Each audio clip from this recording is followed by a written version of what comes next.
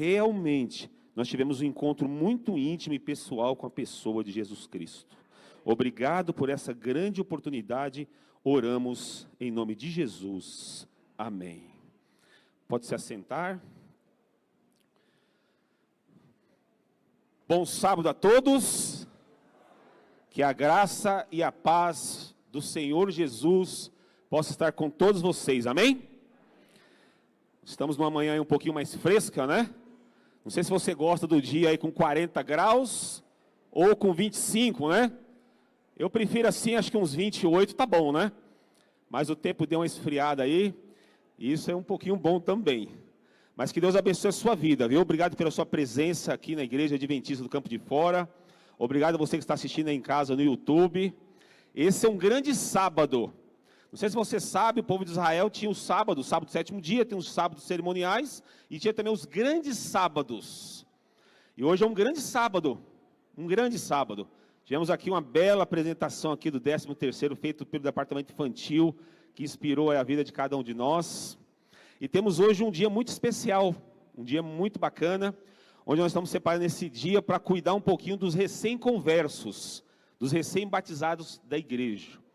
E esse dia é chamado Ciclo do Discipulado. Ciclo do Discipulado. Então nós temos aqui na igreja muitas pessoas que batizaram em 2022, 2023, que vão passar o sábado conosco. Estão aqui conosco, vão aprender de Jesus através da palavra.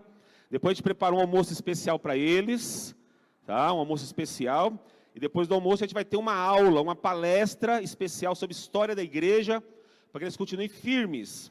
Eu, irmãos, particularmente, o meu desejo é batizar aqui o maior número de pessoas possíveis, amém?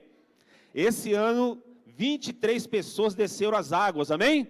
23 pessoas, adultos, jovens, crianças se entregaram a Jesus. Sábado que vem tem mais batismos, mais pessoas vão descer as águas batismais. Mas e depois? O que a gente faz com esse pessoal que é recém-converso?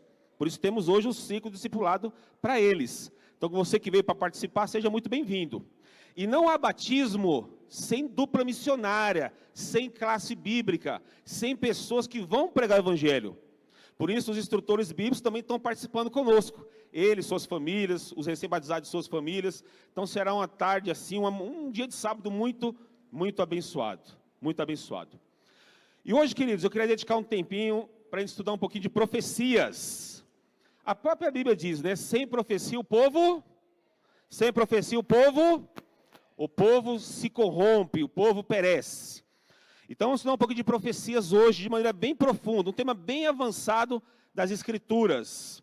E eu convido você a abrir sua Bíblia no livro do Apocalipse. Abra sua Bíblia no livro do Apocalipse. Então vamos estudar um pouquinho sobre os eventos finais da profecia bíblica. Apocalipse capítulo 18. Eu estou usando aqui a Nova Almeida atualizada. Mas você pode abrir sua Bíblia, seu celular, fica à vontade aí, abra sua Bíblia, a gente vai ler várias passagens do Novo Testamento, do Antigo, e vamos aprofundar na profecia, Eu acho que aproximadamente uns 6, 7, 8 anos atrás, eu estava procurando um livro para ler ali nos céus, e ali eu gostei muito desse título, Pelo Sangue do Cordeiro. A vitória do remanescente na batalha final. Autor Vanderlei Dornelles. Olha que livro, que título interessante. Aí eu comprei esse livro, irmãos. A partir dali, a minha compreensão das profecias mudou totalmente. Esse é um livro, uma obra realmente iluminada por Deus. Iluminada por Deus. O que a gente vai abordar aqui hoje está aqui nesse livro. Se você quiser aprofundar, estudar, está aqui. A gente vai ver na Bíblia. Tem no livro Grande Conflito, Eventos Finais, mas é um livro muito interessante. E nessa época de conectividade, né, de modernidade aí, tecnologias, eu peguei o nome do autor, Vanderlei Dornelles, e coloquei lá no Facebook. E aí mandei uma mensagem para ele. Ô, pastor Vanderlei Dornelles, gostei muito do seu livro e tal, me passa seu WhatsApp para a gente conversar um pouquinho? Aí ele passou o WhatsApp. E aí eu tive a alegria de trazer ele na igreja, a gente trabalhava no acionato na igreja ali, ele veio na igreja. Almoçou na minha casa. Aí no dia que ele almoçou lá em casa, foi uma sabatina, viu, irmãos? Aí tiramos tudo que é dúvida, e ele se tornou um grande amigo. o doutor Vanderlei Dornelles, que é um especialista aí no Apocalipse. Se os anciãos quiserem para o ano que vem, aí eu contato ele. Ele vem aqui passar um dia com a gente. Ele é muito bom. Muito bom. E esse livro aqui é uma literatura que eu recomendo. Esse aqui é novinho, viu? Revelação de Jesus Cristo, de Ranko Stefanovic. Esse aqui é o comentário, verso por verso do Apocalipse. Queridos, a gente tem uma vida de delícias, viu?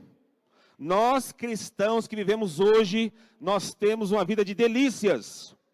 Na introdução desse livro, o autor fala como é que viviam os cristãos da igreja primitiva, na época que João foi exilado. Irmãos, a gente tem que colocar as mãos nos céus e dar glórias, viu? Porque aqueles homens e mulheres viveram e presenciaram. Então nós vivemos em épocas boas. Dizem que quando a fogueira da perseguição for acendida, a igreja vai mudar. E isso um dia vai acontecer. Daqui até ela tem que se preparar. Porque Deus quer fazer grandes coisas na nossa vida. O tema de hoje, eu poderia dar esse título aqui, ó. A vitória do remanescente na batalha final. Então o tema que vamos abordar aqui nesta manhã tem a ver com o seu futuro aqui nesta terra. A gente vai falar do seu futuro aqui nesta terra. Do meu futuro aqui nesta terra. E da nossa utilidade. Da nossa utilidade em prol da pregação do Evangelho. Então eu peço que nesses minutinhos que a gente vai ficar aqui, você abra mesmo o seu coração. Se você puder ficar em espírito de oração, eu tenho certeza que Deus ele vai falar muito forte a nós nesta manhã. Tá bom? Então capítulo 18 do livro do Apocalipse, versículo 1 em diante. Acompanhe comigo. 18, versículo 1, Apocalipse. Depois destas coisas, vi descer do céu outro anjo. Esse anjo tinha grande autoridade, e a terra se iluminou com a sua glória. Então esse anjo exclamou com potente voz, dizendo, o que ele dizia? Caiu, caiu a grande Babilônia. Ela, a Babilônia, se tornou morada de demônios, refúgio de toda espécie de espírito imundo e esconderijo de todo tipo de ave imunda e detestável. Pois todas as nações beberam do vinho do furor da sua prostituição. Com ela, com Babilônia, se prostituíram os reis da terra. Também os mercadores da terra se enriqueceram à custa da sua luxúria. Versículo 4. Ouvi outra voz do céu dizendo, saiam dela, de Babilônia, saiam dela, povo meu, para que vocês não sejam cúmplices em seus pecados, e para que os flagelos não caiam sobre vocês, porque os pecados dela, ou seja, de Babilônia, se acumularam até o céu, e Deus se lembrou das injustiças ou dos atos iníquos que ela, a Babilônia, praticou. Irmãos queridos, um dos grandes eventos que vai ocorrer nesta terra, no desfecho do grande conflito, é a queda da Babilônia. É a queda da Babilônia. Esse desfecho ele é tão grande, tão enorme, de tão grande magnitude, que alguns teólogos chegam a compará-lo como, por exemplo, o Êxodo ou o dilúvio. Tamanha magnitude deste evento. A queda da Babilônia, queridos, quando você começa a enumerar os eventos finais da profecia, você vai perceber que a queda da Babilônia, ele é o antepenúltimo evento. Perfeito? Então você tem a queda da Babilônia, aí você tem a 7ª praga, que é uma chuva e terremotos, aí você tem a volta de Jesus. Ou seja, esse evento vai ocorrer lá no fim mesmo, próximo da volta do retorno do nosso Senhor Jesus Cristo. Agora, quando você estuda a Bíblia Sagrada, você vai perceber que a Bíblia Sagrada ela fala de 2 Babilônias. 2. Fala da Babilônia Antiga do rei Nabucodonosor e Belsazar, que está no Antigo Testamento. Seria ali em Isaías, em Daniel, Ezequiel, sobre a Babilônia Antiga. E fala da Babilônia simbólica, ou Babilônia mística. Perfeito? Elas são muito semelhantes. A Babilônia Antiga, histórica, que existiu nessa terra, ela nos dá alguns entendimentos para entender a babilônica simbólica do tempo do fim. Muito bem? Queridos, quando você começa a estudar o livro do Apocalipse, você vai perceber que existem 7 referências no Apocalipse sobre Babilônia. 7 referências. Só que a segunda referência no Apocalipse sobre Babilônia não é mencionado o nome Babilônia. É mencionado o nome Rio Eufrates. Rio Eufrates. A Babilônia antiga tinha um rio que passava por meio dela, que chamava Rio Eufrates.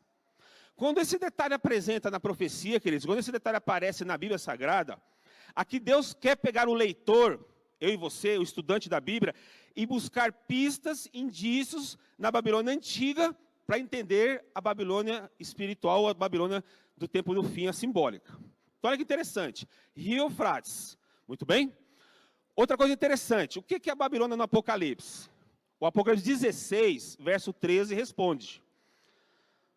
O que é a Babilônia no livro do Apocalipse?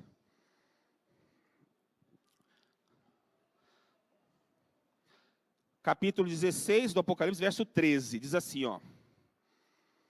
Então vi sair da boca do dragão, 16, 13. Então vi sair da boca do dragão, da boca da besta e da boca do falso profeta, 3 espíritos imundos, semelhante a rãs. Verso 14, são espíritos de demônios, operadores de sinais, e se dirigem aos reis do mundo inteiro. Os reis do mundo inteiro são os poderosos da terra. Os reis, os primeiros ministros, os presidentes das nações desta terra. Aos reis do mundo inteiro, com o fim de ajuntá-los para a batalha do grande dia do Deus Todo-Poderoso. E o nome desta batalha, verso 16, vai dizer que é a batalha do Armagedon. Então, o que é a Babilônia no Apocalipse? Ela é a união da besta, do dragão, da besta e do falso profeta, apoiado pelo poder civil. O dragão, a besta e o falso profeta, apoiado pelo poder civil. Quando você estuda a profecia bíblica, você vai aprender que o dragão significa espiritismo. É o espiritismo. Ou religiões espiritualistas, ou cunho espiritualistas, que a gente conhece e sabe. A besta é o sistema papal. E o falso profeta é o protestantismo apostatado. Então é o verdadeiro ecumenismo. 3 grupos religiosos grandes que têm o apoio do Estado. Esses 3 grupos religiosos, com apoio do Estado, vão batalhar com o remanescente, vão batalhar com os fiéis, no tempo do fim. Muito bem?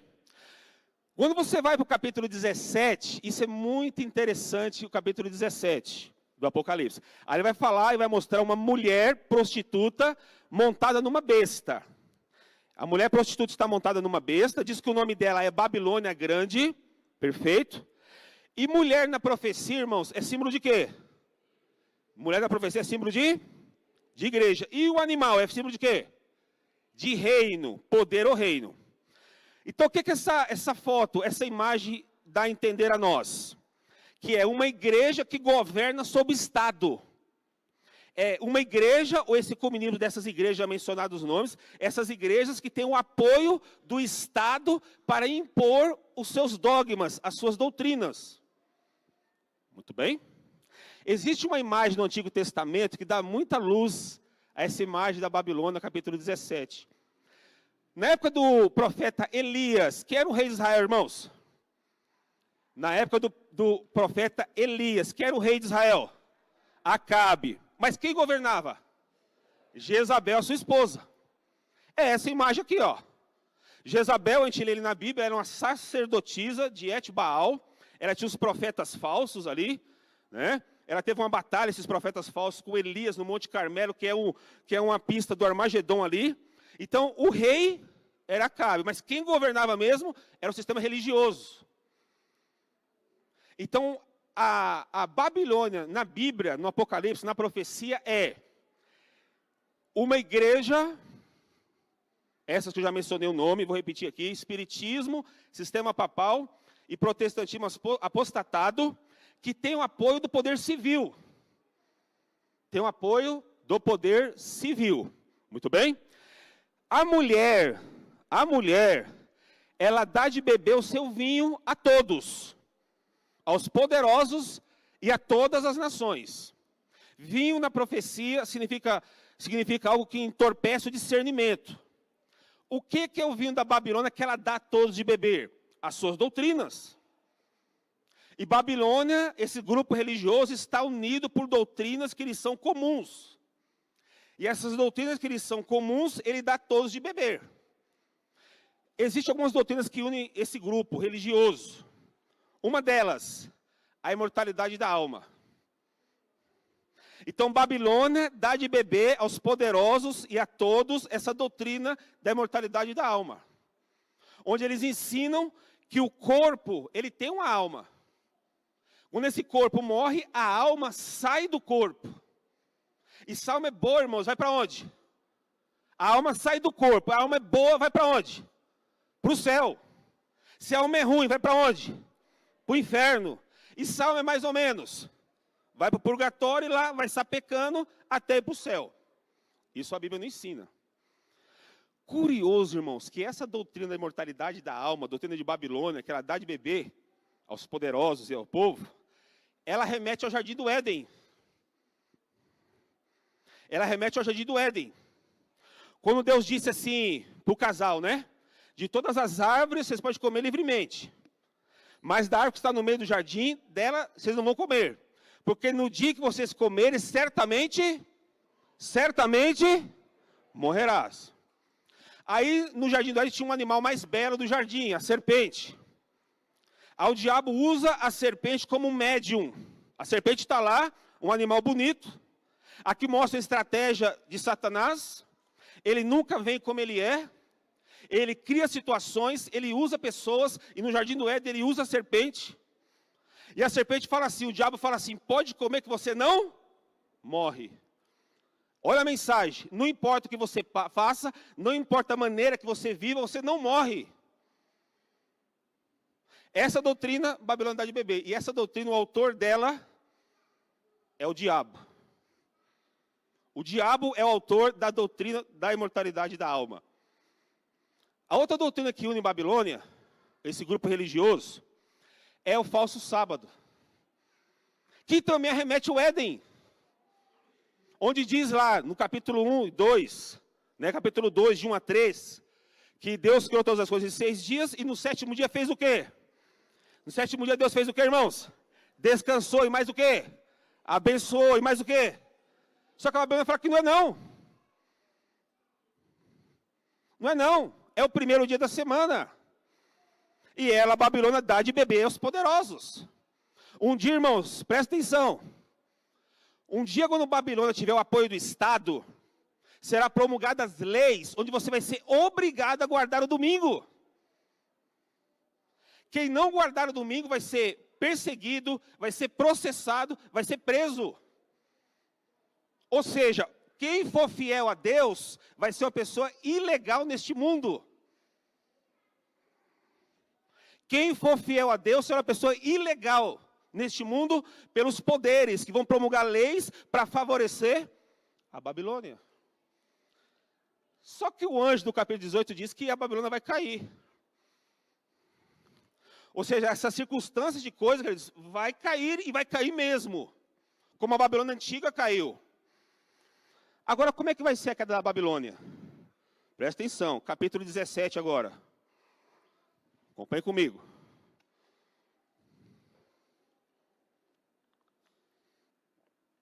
Verso 1.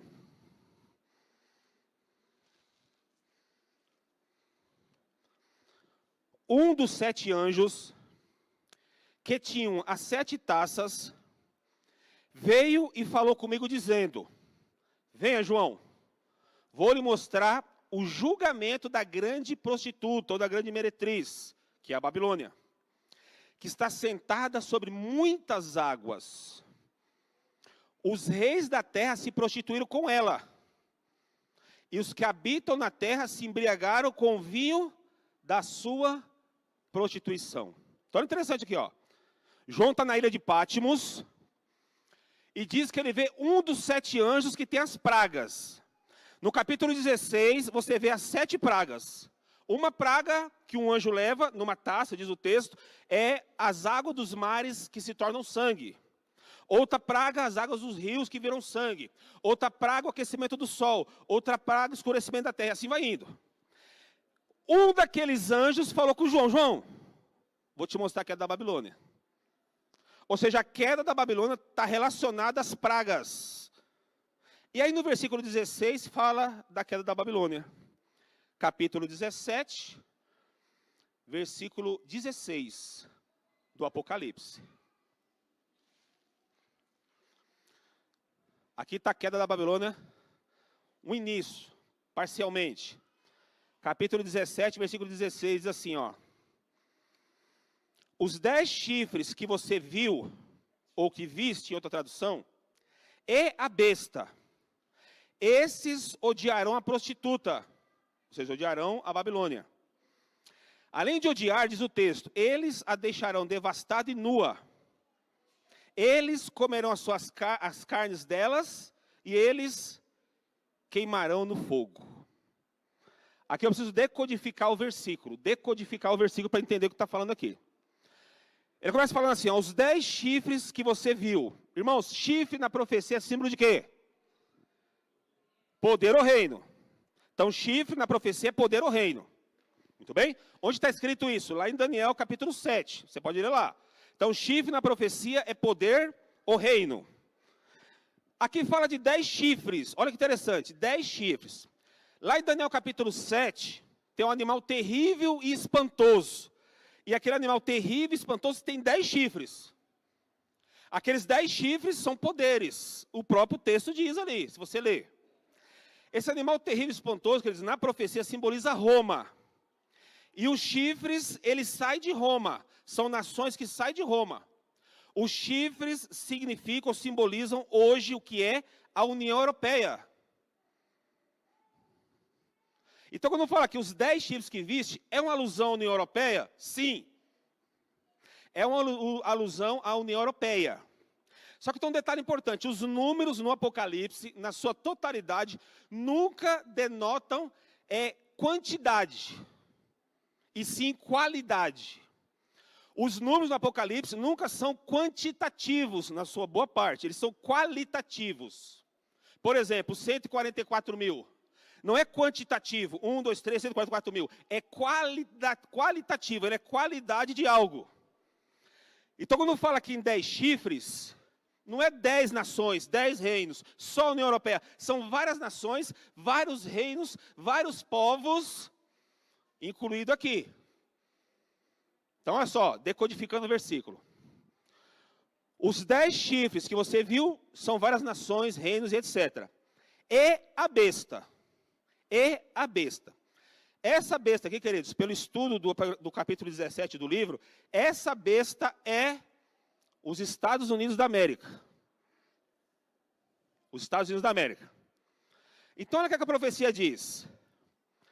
Os 10 chifres que viste, várias nações, dentre elas se inclui o Brasil, Argentina, Japão, União Europeia, nações do Oriente, várias nações variadas.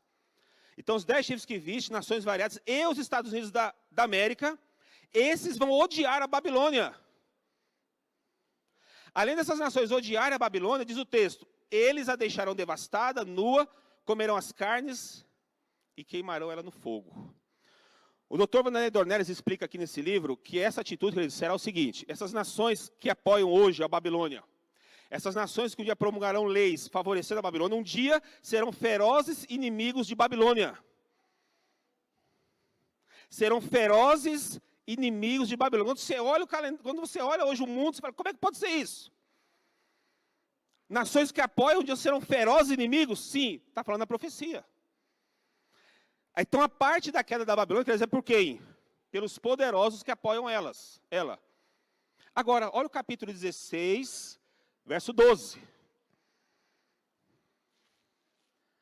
O anjo que falou com João, foi o 6º anjo. O que levava a 6ª praga. Foi esse anjo que está conversando com João aqui no capítulo 17. 16, 12. O 6º anjo derramou a sua taça sobre o grande rio Eufrates. As águas do rio secaram, para que se preparasse o caminho dos reis que vêm do Oriente. Queridos, o que é água na profecia? Povos, nações, reinos, né? Está aqui no capítulo 17, verso 15. Então, água na profecia são povos. Quando diz aqui que as águas do rio Eufrates seca-se, ou seja, a Babilônia vai perder o apoio do povo. Babilônia vai perder o apoio das pessoas. Babilônia vai perder o apoio dos seus fiéis, dos seus membros, dos seus súditos. Ou seja, queridos, a queda da Babilônia é por ela mesma. Pelos poderosos que apoiam e pelos seus fiéis. A queda é por eles mesmos. Agora, queridos, presta atenção nisso aqui, ó. Haverá, quando fechar a porta da graça, quem salvou, salvou, quem não salvou, não salva mais. Ao fechar a porta da graça, cairá nessa terra 7 terríveis pragas. Já mencionei algumas para vocês. Uma das pragas é a quinta praga, diz a Bíblia, é densas trevas sobre essa terra, irmãos. Um negror total. Aí o Apocalipse capítulo 6, a partir do verso 12, diz que o céu se abre como um pergaminho. E a inspiração ensina, queridos, que o céu ele vai ficar totalmente escuro, mas vai ter um momento que ele vai dar claridade. Então ele abre-se como um pergaminho. Tem hora que o sol pisca como o olho do Deus Todo-Poderoso. Tem hora que aparece o arco-íris. Quando aparece o arco-íris, os fiéis tomam fôlego, tomam ânimo. Então há densas trevas na terra e o céu abre e fecha. No momento, irmãos, vai aparecer lá no céu as tábuas da lei. As tábuas da lei. E os mandamentos brilhando como letra de fogo. E o quarto mandamento em destaque. Nesse momento, todos que estiverem vivos, por ocasião antes do retorno de Jesus, vão ver as tábuas da lei. Os membros de Babilônia, os fiéis de Babilônia, vão ver que os mandamentos são válidos. Eles não foram cancelados como ensinaram a eles nas igrejas. Nesse momento, os fiéis vão se voltar contra os seus bispos, pastores, contra os cooperadores. E vão falar assim, ó, olha a lei de Deus, ela é válida. Mas você nos ensinou que tinha sido cancelada, tinha sido abolida. Olha, a lei de Deus é válida. E os próprios fiéis vão contra os seus líderes religiosos. Essa é a queda da Babilônia. Irmãos, nesse momento da história, haverá um choro nessa terra, da qual nunca houve. E o choro está no capítulo 18. Acompanhe comigo. 18, a partir do verso 6.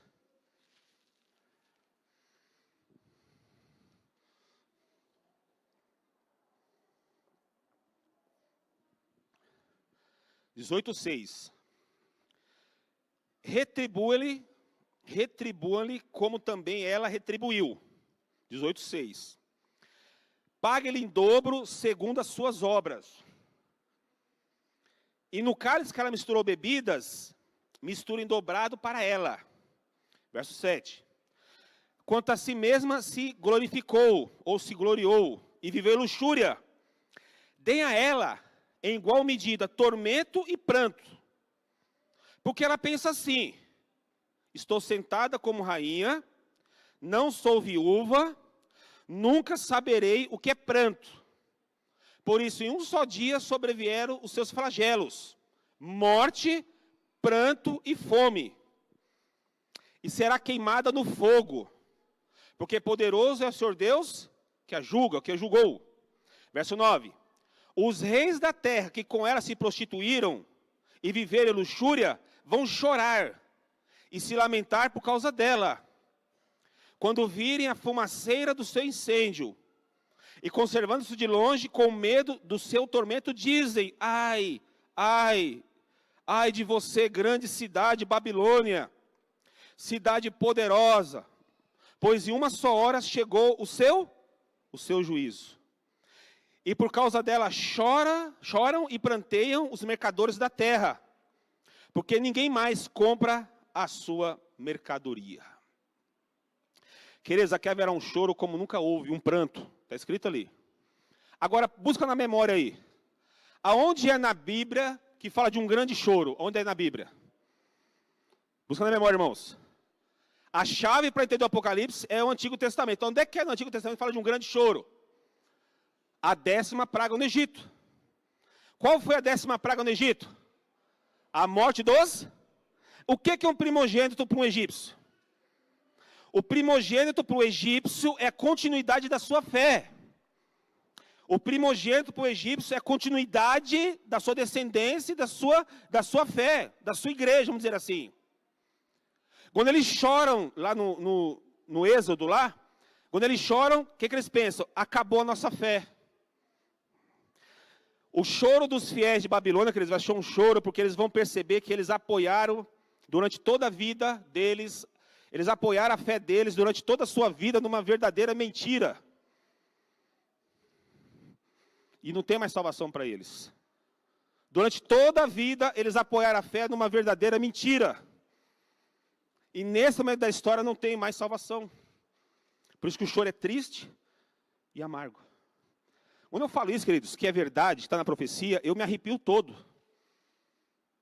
Porque eu tenho amigos, conhecidos, parentes que estão lá na Babilônia. E acham que está tudo certo. Só que aqui na mensagem do capítulo 18 diz assim, sai dela, povo. Sai dela, povo. É para sair de Babilônia o povo de Deus. Ou seja, lá na Babilônia tem povo de Deus. Tem pessoas tementes a Deus que um dia vão ouvir a voz de Jesus e vão vir para as fileiras de Deus. Amém? Serão tocadas de maneira poderosa.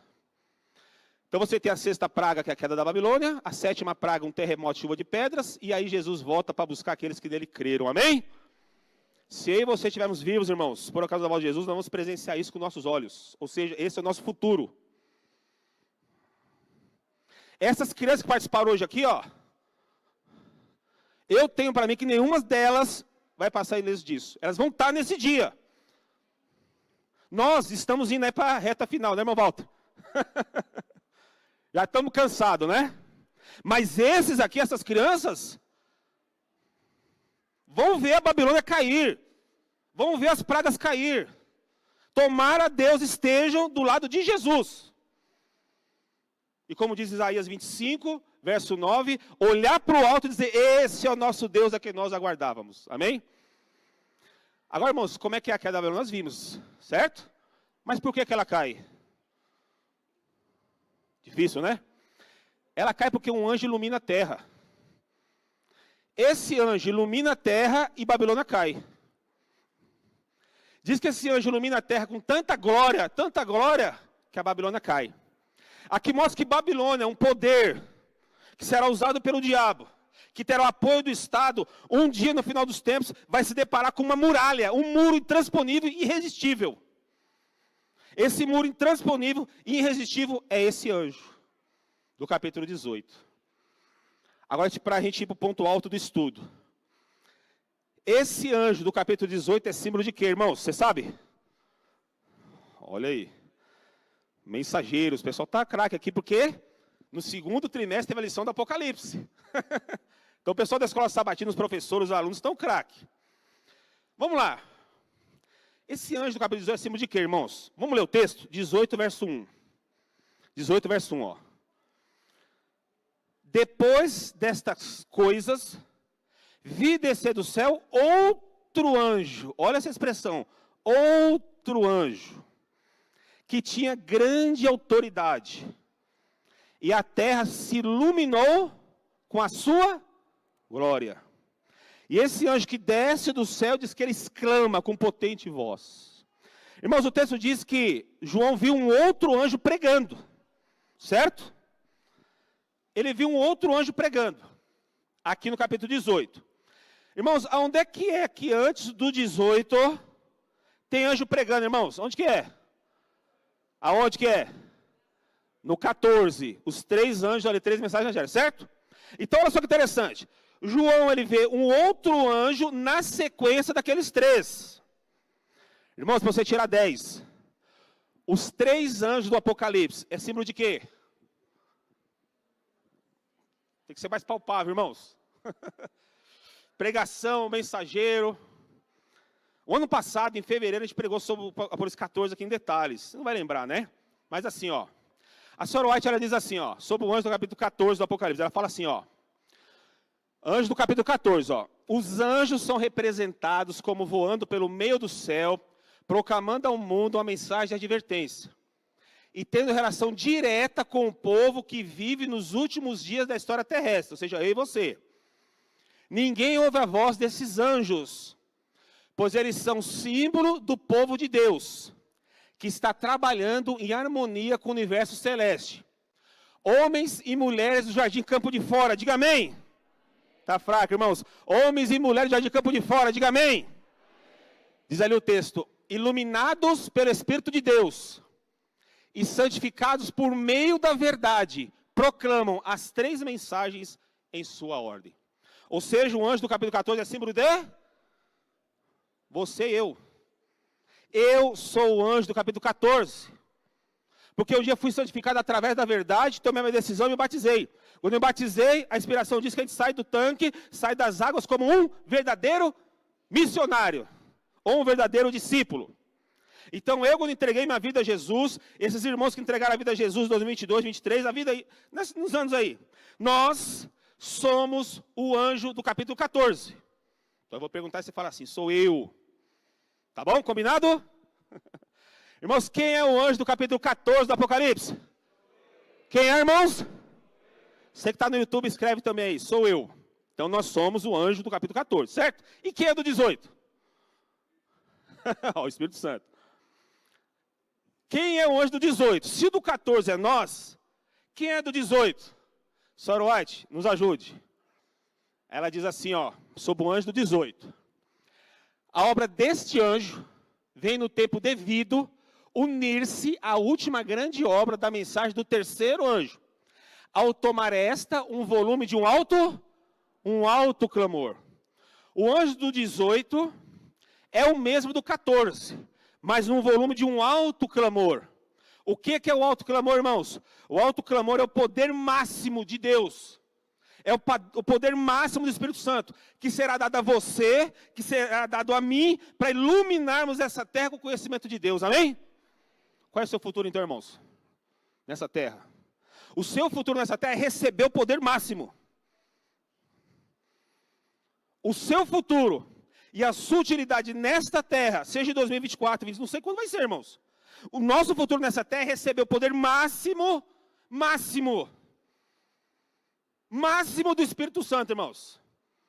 O alto clamor, a chuva serôdia.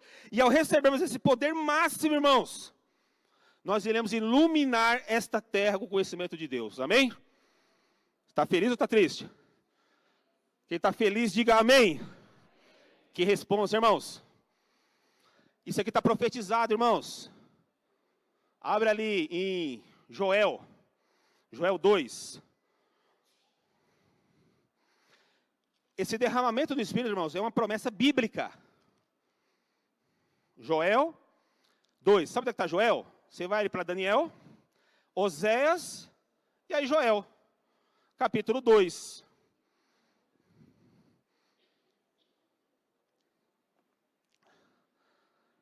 Falta 6 para meio-dia, irmãos. Fica tranquilo que eu vou terminar na hora, viu? Na hora que der para terminar. Joel 2. Mas daqui a pouco a gente termina, tá, irmãos? Irmãos, eu não sei você, eu penso que o sábado é do Senhor. Não é meu. É do Senhor. Então, quanto mais tempo a gente ficar na presença do Senhor, melhor é.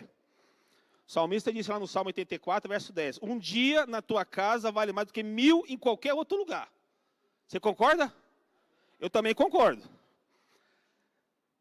Esse derramamento do Espírito foi profetizado, irmãos. Joel 2, 28. Joel 2, 28.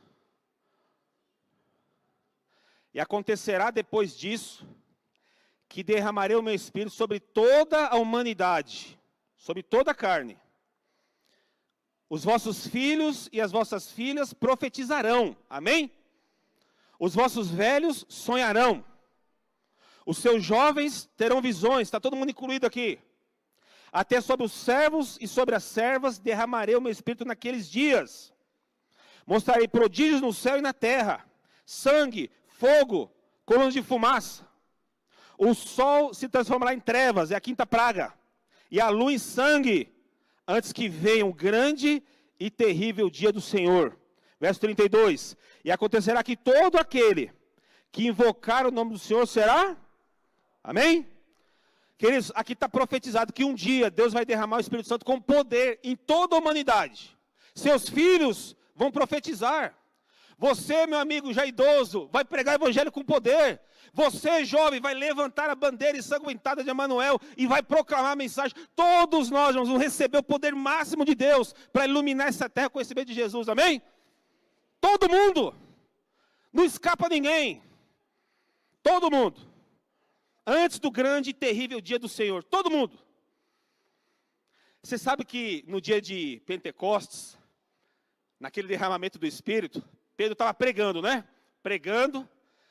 Aí perguntaram assim, Pedro, o que é isso? Ele falou, isso é o que o profeta Joel profetizou. Que no final dos tempos derramaria o Espírito e tal. E aí, queridos, tem um texto aqui que dá uma claridade para esse assunto poderoso. Versículo aqui, capítulo 2, versículo 23. 2:23. De Joel. Filhos de Sião, alegrem-se no Senhor, diz o texto. Filhos de Sião, alegrem-se e exultem no Senhor, o seu Deus. Porque Ele vos dará as chuvas em justa medida. Fará descer como outrora, ou como no passado, a chuva temporã e a chuva serôdia. Na minha tradução diz assim, ó, nessa nova tradução. Porque Ele lhes dará chuvas em justa medida e fará descer como no passado. As primeiras e as últimas chuvas. Então, assim, irmãos, lá na Palestina, presta atenção, lá na Palestina, cai dois tipos de chuva. Uma é a chuva temporã e outra a chuva serôdia. As primeiras chuvas é a temporã. As últimas chuvas é a chuva serôdia. O agricultor plantava, semeava o solo, plantava sementes ali, e Deus mandava a chuva temporã. A chuva temporã é um chuviscozinho. Com esse chuviscozinho, a semente germinava, crescia, e Deus mandava mais chuvisco, mais chuvisco, mais chuvisco. Esse chuvisco é o batismo diário do Espírito Santo, que eu e você temos que experimentar na nossa vida, que é um tema para um outro estudo. Mas lá no começo do cristianismo, Deus mandou a chuva temporã, um chuvisco, para o início do cristianismo. Com aquele chuvisco começou o cristianismo. E até hoje tem caído nessa terra esse chuvisco. Você veio aqui hoje nessa igreja, irmãos, por causa desse chuvisco. Você veio aqui nessa igreja e está aqui hoje pelo um toque poderoso do Espírito Santo. Esse chuvisco, essa chuva temporã caiu lá desde o ano 30, do ano 30 e até hoje. Tudo bem? Primeiras chuvas. Mas o texto diz que Deus vai derramar também a segunda chuva, que é a chuva serôdia. A chuva serôdia, irmãos, presta atenção, é um aguaceiro. É um aguaceiro torrencial do Espírito Santo. Para quê? Para terminar a obra da pregação do Evangelho. Então, no começo da igreja, Deus mandou um chuvisco, a chuva temporã, para o início do cristianismo. Para o início da pregação do Evangelho. Quando chegar no tempo do fim, Deus vai mandar um aguaceiro para a terminação da obra, amém? Ou seja, o alto clamor é para a pregação do Evangelho. Qual é o seu futuro, então? Pregar o Evangelho. O seu futuro nessa terra é pregar o Evangelho com poder. É o meu futuro nessa terra. Irmãos, eu não vejo a hora de acontecer, chegar esse dia, viu? Com poder. Esse ano batizamos 23 pessoas, louvado seja Deus. Sábado vai batizar mais um tanto, amém? Mas quero ver batizar 1000 num dia, 5000 no outro. E Pedro, quando fala assim, isso que está acontecendo aqui é um chuvisco, irmãos. E você vê no livro de Atos sinais, prodígios, maravilhas. A sombra de Pedro curava doentes. Os panos de suor de Paulo curavam as enfermidades. Pessoas eram ressuscitadas e Deus agia com poder, sinais, maravilhas através daqueles que criam. E através daqueles sinais e maravilhas, o nome de Jesus foi exaltado. E pessoas vieram a Jesus. E num dia, em um único sermão, 3.000 batizados. Depois de um dia, 5.000 batizados. Isso era o que, irmãos? Um chuvisco. O que Deus tem para você e para mim, irmãos? A nossa mente não consegue entender, irmãos. A nossa mente não consegue entender. A obra da pregação é divina, poderosa e sobre-humana, sobrenatural, que a nossa mente não entende. Mas Deus vai te usar. Deus vai me usar de maneira gloriosa e grandiosa. Lá em Atos 8, eu gosto muito da história de Atos 8. Felipe e Eunuco, a partir do verso 22, ali mais ou menos. Felipe e Eunuco. O anjo fala assim para Felipe: Felipe, vai para a estrada de Gaza, lá na face de Gaza. Está escrito lá. Entre Jerusalém e Gaza. A estrada está vazia. Fica ali. O anjo fala para Felipe. Aí Felipe vai. De repente passa um carro 6 cilindros. Dentro do carro um homem poderoso. Diz a história. O Espírito Santo fala assim: Felipe, corre atrás daquele carro. E Felipe sai correndo atrás daquele carro de 6 cavalos, 8 cavalos.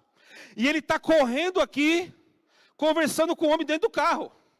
E ele pergunta assim, o homem está lendo a Bíblia, está lendo Isaías. Amigo, você entende que você lê? Eu falo, como é que eu vou entender se ninguém me explica? Aí diz que Felipe entra no carro, dá um estudo bíblico. Deus providencia um tanque móvel. O eunuco vê o tanque e fala assim: quero ser batizado. Aí Felipe vai, batiza o homem. Quando o homem abre os olhos cheio de alegria, a Bíblia diz que Felipe desaparece. O Espírito Santo arrebata Felipe e leva ele para outro lugar para pregar o Evangelho. Irmãos, eu penso assim na minha mente que vai ser mais ou menos assim. Professor Hamilton, o anjo fala: vai para o estado de Itapecerica. Aí o professor Hamilton vai para o estado de Itapecerica.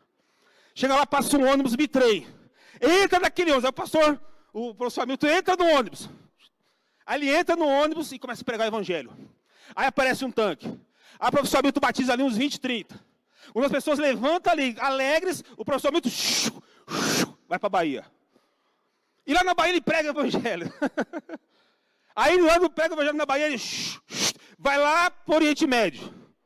E lá no Oriente Médio, Deus dá o dom de línguas, ele fala novas línguas e prega o Evangelho com poder, irmãos. Eu penso que é assim, viu? Não sei se eu estou exagerando. Mas o que aconteceu aqui em Atos vai acontecer na nossa geração muito maior. Só que tem um detalhe, irmãos. Para isso acontecer na nossa vida, o verso 12 de Joel 2 é a chave. E agora eu vou indo para a conclusão do assunto. Joel 2, 12. Para você experimentar esse derramamento especial do Espírito, irmãos, você vai ter que viver na sua vida Joel 2, 12 e 13. Não você, eu também. Eu também. Joel 2, 12 diz assim, ó. Ainda assim, agora mesmo, hoje, diz o Senhor, o que o Senhor diz para você e para mim? Convertam-se a mim. Qual que é o seu nome aqui antes do converta-se?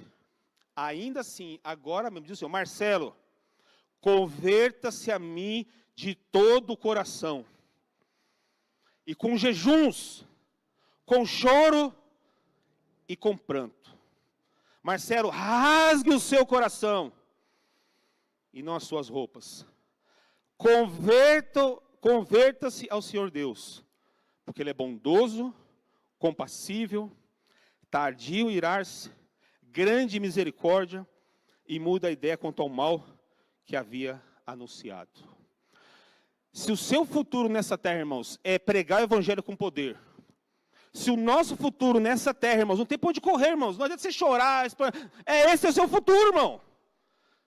Criança, idoso, jovem, todos nós, se esse é o nosso futuro, irmãos, eu vou ter que passar por uma conversão verdadeira e genuína, irmãos. Uma conversão verdadeira e genuína, ela diz, com choro e com pranto. Qual foi a última vez que você, com o rosto em terra, chorou clamando a Deus pelos seus pecados? Qual foi a última vez? Eu já fiz isso. De vez em quando eu falo, Senhor, que caráter defeituoso. Que falta de dessemelhança contigo, Senhor. Tem misericórdia, me perdoa, Senhor. Com choro. Às vezes quando eu faço um jejum pela vida espiritual, para vencer erros, faltas, pecados. Irmãos, nós temos que passar por uma conversão verdadeira, genuína. Você sabe, irmão, irmã, quando começar o alto clamor, vai ter uma sacudidura na igreja de Deus e na igreja dos homens. Sacudidura na igreja de Deus e na igreja dos homens. E o profeta Amós diz que essa sacudidura, Deus vai pulverizar da sua igreja pessoas que não são convertidas. Pessoas serão peneiradas como trigo, vão sair da igreja. E lá na igreja dos homens, pessoas vão ser sacudidas, vão ouvir a mensagem do quarto anjo, do anjo capítulo 18, vão sair de lá, vão vir para cá, vai ser somente um rebanho e somente um pastor, irmãos. Amém? As pessoas que saírem da igreja, irmãos, que forem pulverizadas, que não são convertidos, serão nossos maiores inimigos nos tribunais. O seu maior inimigo no tribunal é o irmão de fé que está sentado do seu lado hoje. Os nossos maiores inimigos vão ser nossos próprios irmãos, nos tribunais humanos. Então, irmãos, a coisa é séria, irmãos. Servos de Deus, dotados de poder do alto, com o rosto iluminado e resplandecendo com santa consagração, saíram para proclamar a mensagem provinda do céu. Amém? Quando o alto clamor, irmão, durante o alto clamor, a igreja, ajudada pelas providenciais interposições de seu exaltado Senhor, difundirá o conhecimento da salvação tão abundantemente, irmãos, que a luz será comunicada a toda a cidade e virá. Olha lá, o Oriente Médio lá, pastor Milton. Se prepara, meu. Para ir lá no Oriente Médio pregar com poder. Toda a cidade, toda a vila, todo mundo vai ouvir a mensagem. A terra será cheia do conhecimento da salvação, irmãos. E Deus vai usar você e eu para isso, em nome do Senhor Jesus Cristo. Amém? Irmãos, vamos embora. Mas antes de ir embora, eu preciso mostrar para vocês o protótipo do remanescente. E aí eu termino e a gente vai para casa. Mais 5 minutinhos no máximo. Quem é o modelo do remanescente? Quem é o protótipo? Ele tem nome. Profeta Daniel. E eu finalizo aqui com Daniel 5. Abra aí. Daniel 5. Vou ler aqui um texto, vou fazer um apelo, vamos ouvir uma música e vamos embora.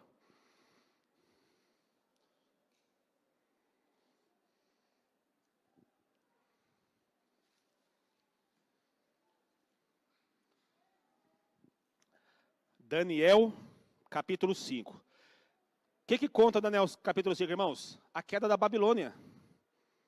A queda da Babilônia. Se você ler o relato aqui, você vai perceber que o rei Belsazar dá um banquete para mais de 1000. Para concubinas, para mulheres. E aí, em alta noite, eles começam a louvar outros deuses. Aí a Bíblia diz aqui no texto, se você ler, que eles começam a louvar Deus de prata, de barro, e está falando aqui. Com os cálices sagrados da casa de Deus, eles começam a beber vinho. Olha aí, começam a beber vinho. Começam a beber vinho. De repente, no reboco da parede, aparece uma mão. E a mão começa a escrever no reboco da parede.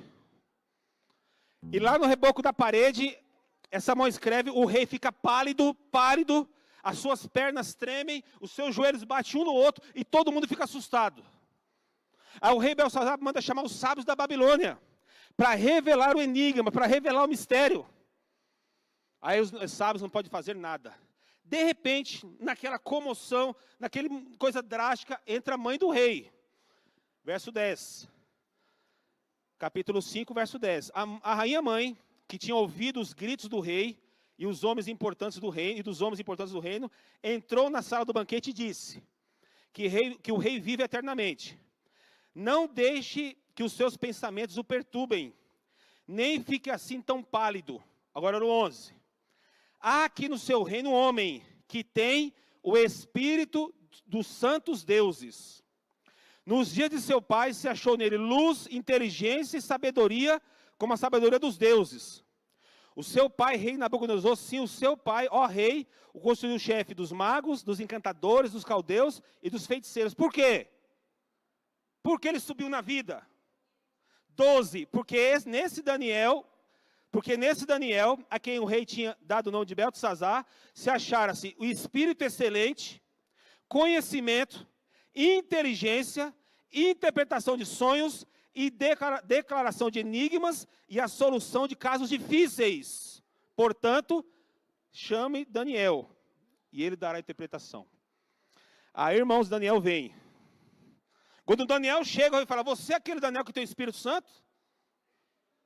E por você ter o Espírito Santo, você tem sabedoria, conhecimento, inteligência, você é capaz de revelar mistérios? Daniel, revele isso aqui, te darei honras, prêmios.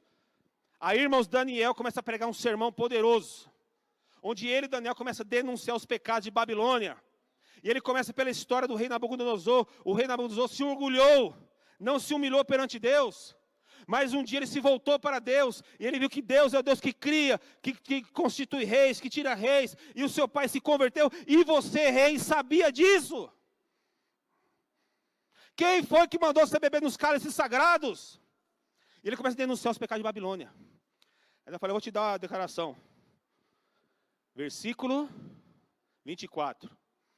É por isso, Daniel 5, 24, é por isso que ele enviou aquela mão que escreveu na parede.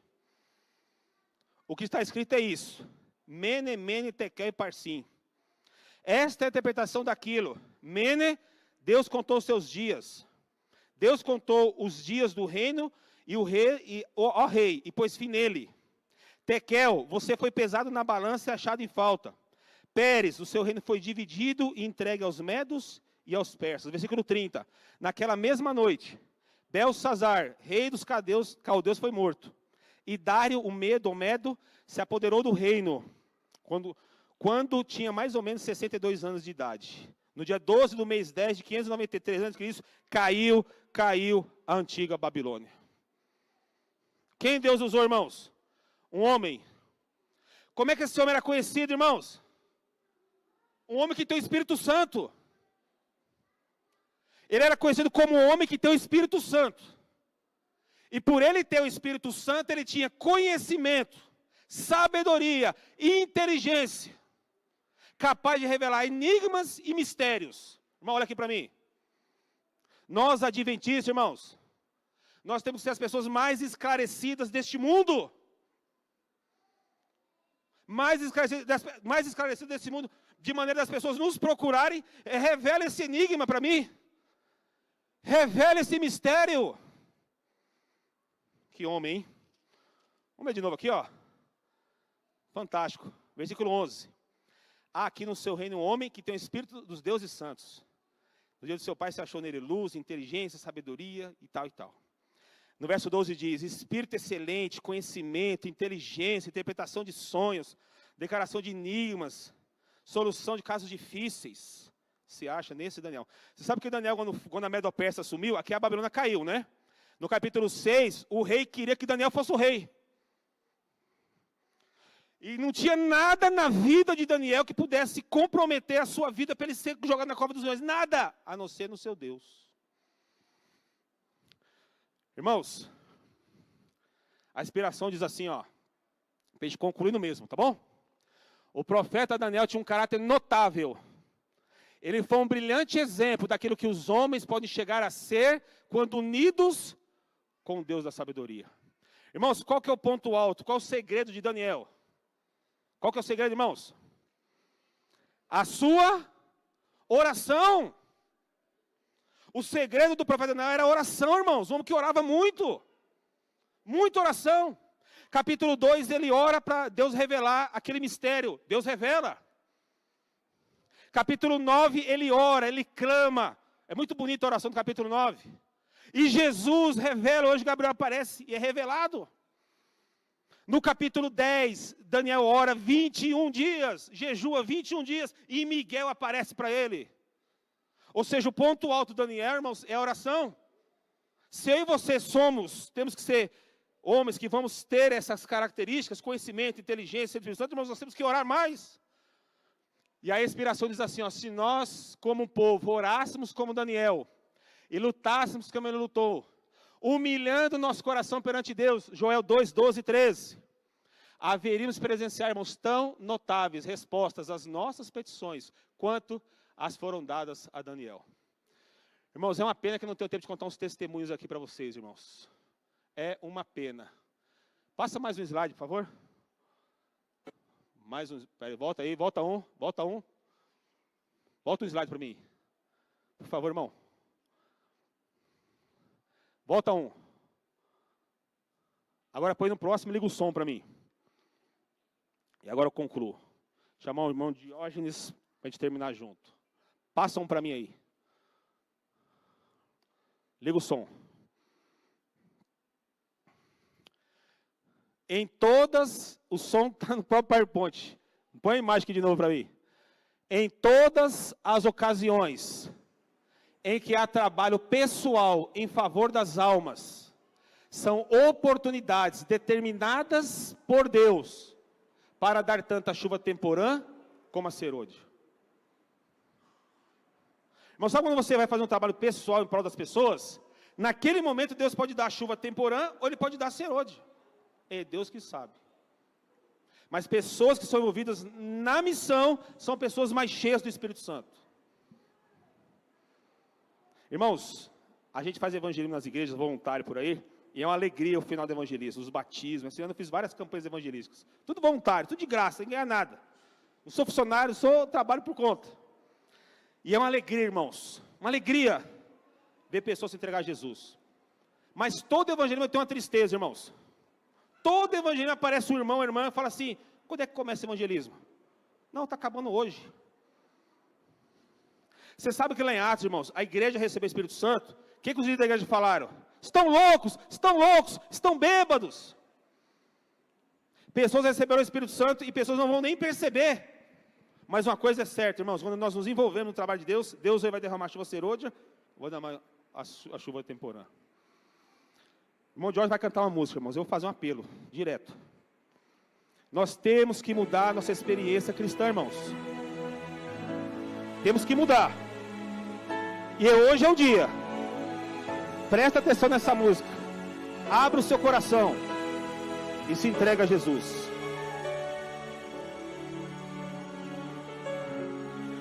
Presta atenção na letra da música.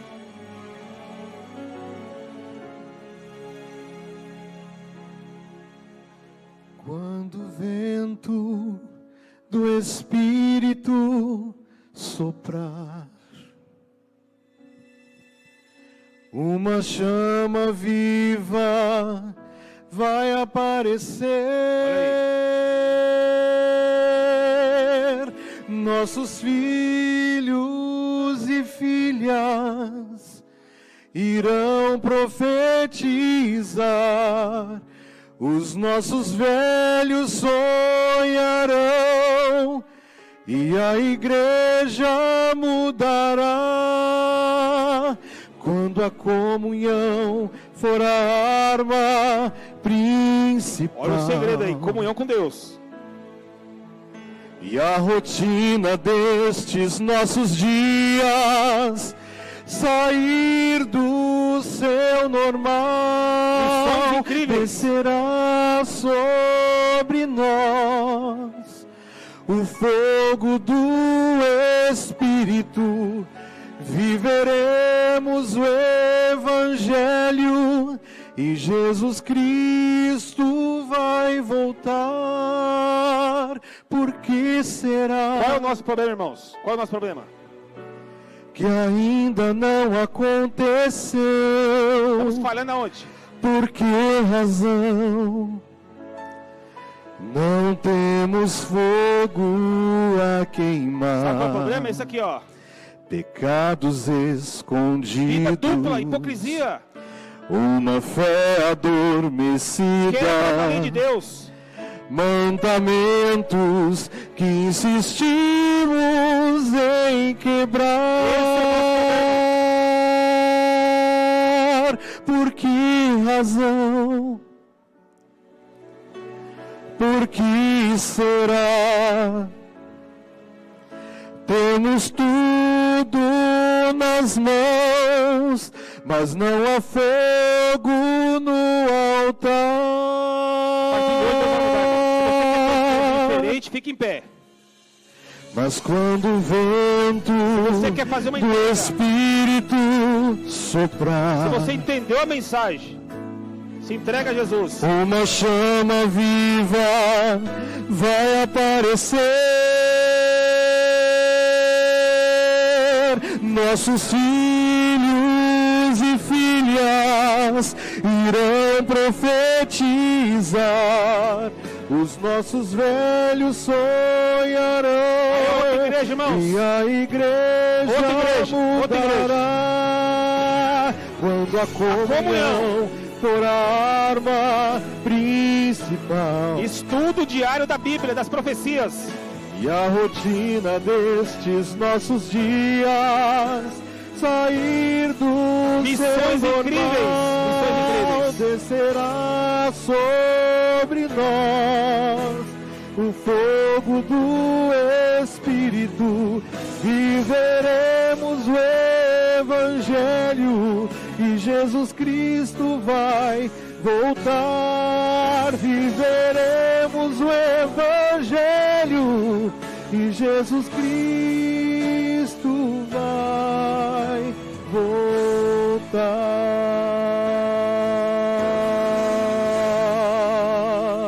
Amém? Louvado seja o Senhor. Pedir para a irmã tocar. Toca um pouquinho para nós, irmã. Resumindo, irmãos, o que vai ser o alto clamor? O alto clamor vai ser uma exposição de vidas. O alto clamor vai ser uma exposição de vidas. Homens e mulheres pecadores, que vão provar para todo o universo, para os anjos caídos e para os perdidos, que é possível, irmãos, mesmo com natureza pecaminosa, ser fiel a Deus.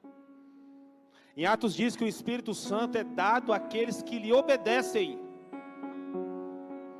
O Espírito Santo, mas é dado àqueles que lhe obedecem. Que Deus nos abençoe, irmãos queridos. E a gente se vê no alto clamor, amém? Não vejo a hora de chegar esse dia, irmãos. Pregar o evangelho assim, ó, com poder. Uma vez eu fui num culto de ação de graças, 31 de dezembro. E os irmãos falavam assim, que nesse ano Jesus possa voltar. Hein? Mas antes de Jesus voltar tem o alto clamor. E antes de Jesus voltar tem as pragas. E as pessoas pensam que o dia do Senhor será luz, como diz o profeta Amós. Não, o dia do Senhor não será luz, será trevas. O dia do Senhor vai ser como uma pessoa que está correndo do leão, aí aparece um urso que é maior que o leão. É como uma pessoa que está correndo do urso, entra em casa, é picado por uma serpente. Vocês pensam que o dia do Senhor é luz? Não, é trevas. Daqui até lá, irmãos, tem que ter uma entrega diferente. Com jejum, com choro, com pranto. Uma consagração total a Deus e ao seu serviço. Eu aceito o desafio. Você aceita? Eu aceito. Quero chamar aqui o irmão Cláudio Evangelista. Vem aqui, irmão Cláudio. O irmão Cláudio Evangelista é o diretor do Ministério Pessoal para o ano de 2024 e 2025. É ele que vai nos movimentar, vai nos ajudar, vai nos animar. E é nosso dever apoiá-lo e ajudá-lo. Apresentando aqui o Cláudio Evangelista. Tem evangelista até no nome. Aqui está a igreja, Cláudio, reavivada e animada pelo poder da palavra. E no próximo ano vamos pregar o evangelho com mais poder. Esse ano batizou 23. Nós queremos batizar aqui 100 pessoas, amém? 100 pessoas. Em nome do Senhor Jesus. E a gente vai te ajudar, irmão Cláudio. Conte conosco, viu? Vamos orar. Grandioso Deus e eterno Pai, em nome do Senhor Jesus, queremos agradecer porque mais uma vez a Tua santa e boa palavra tocou o nosso coração. Nós vamos embora felizes e contentes, com a certeza que o Senhor falou a cada um de nós. Obrigado, Pai, porque a própria palavra diz, sem profecia o povo se corrompe. Como é bom ter visão do futuro, saber do que vai acontecer e se preparar para esses acontecimentos que ocorrerão muito em breve na história deste mundo. Nós estamos aqui para a igreja do Jardim Campo de Fora. Crianças, homens, mulheres, jovens, adultos, idosos. Estamos aqui com o coração aberto, Pai, para receber o poder máximo do Espírito Santo. Iluminar esse bairro, iluminar essa cidade, esse país, com a glória do Senhor Jesus. Por isso nos abençoe de maneira grandiosa e gloriosa. Que nós possamos viver o Evangelho, mas que possamos também pregar o Evangelho de Deus com poder. Muito obrigado por essa oportunidade. Muito obrigado por falar e se revelar a nós. E agradecemos. E abençoe as atividades deste dia. Colocamos tudo nas Tuas mãos, orando. Em nome de do Senhor Jesus. Amém.